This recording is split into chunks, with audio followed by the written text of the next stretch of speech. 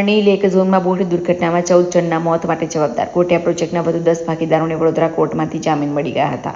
અગાઉ બુધવારે 4 મહિલા ભાગીદારોને હાઈકોર્ટમાંથી જામીન મળી ગયા. આ કેસમાં કુલ 20 આરોપીઓની ધરપકડ કરાઈ હતી, જેમાંથી 14 આરોપીઓ હવે જેલ બહાર છે. વડોદરામાં ગત 18મી જાન્યુઆરી સર્જાયેલી હરણી બોટ દુર્ઘટનામાં 12 વિદ્યાર્થી, 2 શિક્ષિકાઓ મળીને 14ના મોત થયા હતા. હરણી તળાવમાં બોટ ચલાવવા ઉપરાંત મનોરંજનના સાધનો માટે વડોદરા મ્યુનિસિપલ કોર્પોરેશને કોટિયા પ્રોજેક્ટને કોન્ટ્રાક્ટ આપ્યો. લાયકાત વગરનો બોટ ચાલક અને અપૂરતા લાઈફ જેકેટના કારણે દુર્ઘટના સર્જાઈ હતી. બોટમાં પણ ખામીઓ હોવાનું તપાસ દરમિયાન સાબિત થયું હતું.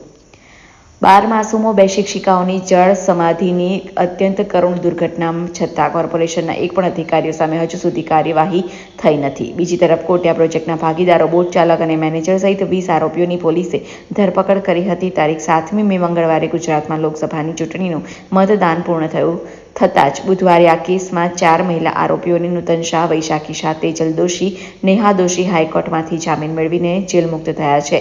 તેના 2 દિવસ બાદ શુક્રવારે કોટિયા પ્રોજેક્ટના મુખ્ય ભાગીદાર બિનિત હિતેશ કોટિયા ઉપરાંત અન્ય ભાગીદારો ધર્મીન ગિરીશભાઈ શાહ, ગોપાલ પ્રાણલાલ શાહ, વડોદરા મ્યુનિસિપલ કોર્પોરેશનના પૂર્વ ટાઉન પ્લાનર જતીન હરિલાલ દોશી, વેદપ્રકાશ રામપ્રકાશ યાદવ, દીપેન હિતેન્દ્રભાઈ શાહ, રશ્મિકાંત ચીમનલાલ પ્રજાપતિ, અલ્પેશ ભટ્ટ, ભીમસિંહ યાદવ અને ધર્મિલ બથાણી મળીને 10 આરોપીઓના જામીન વડોદરા કોર્ટે મંજૂર રાખ્યા છે, જ્યારે નિલેશ જૈનના જામીન નામંજૂર થયા છે.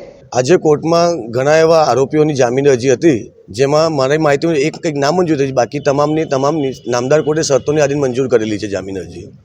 જેમાં મારા જાણવા મુજબ અલ્પેશ ભટ્ટ છે, બિનિત છે, ગોપાલભાઈ શાહ છે, પછી દીપેન કરીને છે, અંદર એક દર્પણ બાથાણી કરીને છે, ધમિલ બાથાણી એ છે, એવા છોડ્યા છે એવા લોકો. મુખ્ય દલીલમાં તો એવું છે કે નામદાર કોર્ટે હમણાં 2 દિવસ પહેલાં 4 જણની જામીન અરજી મંજૂર કરી હતી. જ્યાં સુધી ગોપાલભાઈનું જે રોલ છે એમાં એવું જ હતું કે એ પણ ભાગીદાર હતા 10%ના, અને એ પણ કંઈ બોટિંગના કરારમાં પક્ષકાર હતા નહીં. અને કોર્ટે પણ અંદર નોંધ્યું છે કે બોટિંગની કાર્યવાહી જે હતી સંચાલન એ નહોતા કરતા. અને બીજું કે આ જે પણ જામીન અરજીનું તારણ છે એ માત્ર જામીન અરજી પોતાની જ છે, એ કેસના ગુણદોષ માટેના નથી. મારે તો એટલું જ કહેવાનું છે કે વકીલ તરીકે જે મારા એથિક્સ છે, મારા એથિક્સ પ્રમાણે હું કોઈના માટે પણ વકીલાત કરી શકું છું. રહી વાત તમે જે મને પ્રશ્ન કર્યો વકીલનો ઠરાવ હતો ને, એના માટે હું આપને એટલું જ કહીશ કે હું હંમેશા વકીલો સાથે જ છું, પણ જ્યાં સુધી આરોપીઓ છે અને મારા નજરમાં એવું લાગે કે ના આના માટે મારે અપિયર થવું જોઈએ તો હું અપિયર થઈ લઉં છું.